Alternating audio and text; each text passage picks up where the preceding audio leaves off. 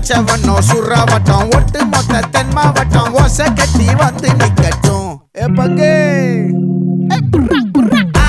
சந்தன கட்ட